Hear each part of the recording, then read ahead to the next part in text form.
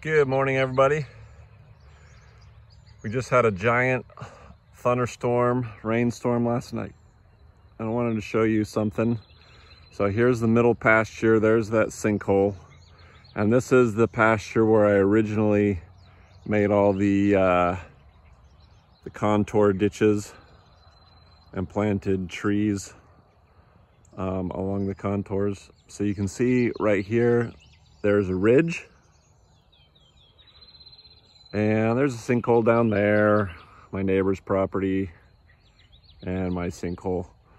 I planted some chestnuts here on this ridge and some hazelnuts on the next canal down. But typically a ridge is going to be where it's the driest spot. And you can see the water, you kind of see the contour. The water would kind of flow down to this little valley and rush down that way. So right here is kind of the ridge. But right now, these ridges are some of the wettest parts of this pasture. So I have this little contour ditch here. You can see it's full of water almost all the way up.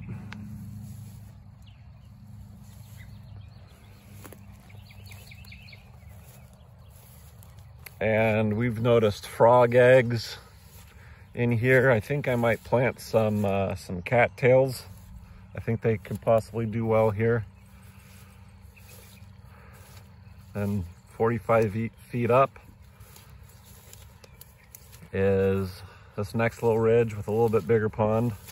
You see the ground is just soaking wet here. You know, you can see water flowing through. This isn't like a dam meant to hold water long term. It's just kind of a temporary holding point. So the water won't stay in here for more than a week probably. And I have some willows planted here and there to help soak up this water.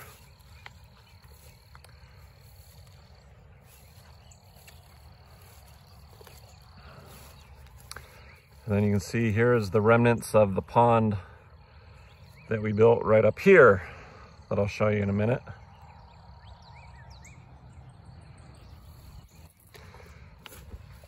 But when this pond overflows, the water flows down into here. When this overflows, it flows to down there. And so we're holding all this water on the ridge. And this pond is filled to the brim. As you can see, my overflow pipe over there isn't quite low enough. So rather than lower the pipe, this lip is lower than the rest of the berm. So I'm gonna fill in, put another 6 inches of soil. I'm taking it from this pile over here. I'm taking this soddy soil and gonna build it up a little bit. Then this pond's, you know, a decent size compared to those ponds anyway. And so not only is this serving this is serving multiple purposes. One is to kind of redistribute water from the valleys to the ridges. Two is to prevent so much water from rushing down into that sinkhole. And three is I want to start watering the livestock from this pond. I think it rains enough here in Kentucky that this small pond, you know, it's probably, gosh, I'm not good at distances, maybe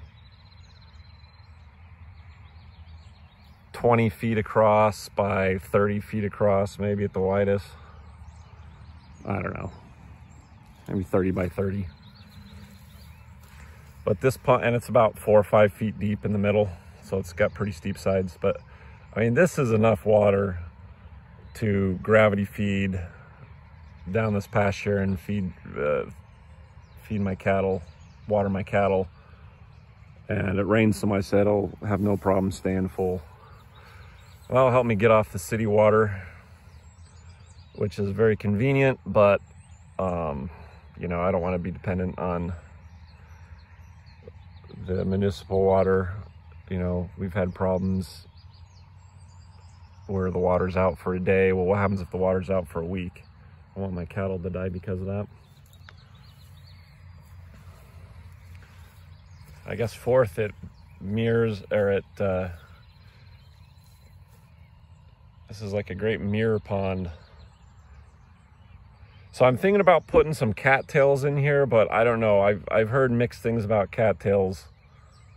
So if anyone knows if that's a good idea or not, let me know. I think I should put them on this side and keep them off of the dam, but I don't know if they will stay on this side, if they'll migrate over to the dam side. I don't know. Anyway, that sun comes out and the fog lifts. It's going to be really hot and humid today, but a beautiful day nonetheless. Hope you guys enjoy.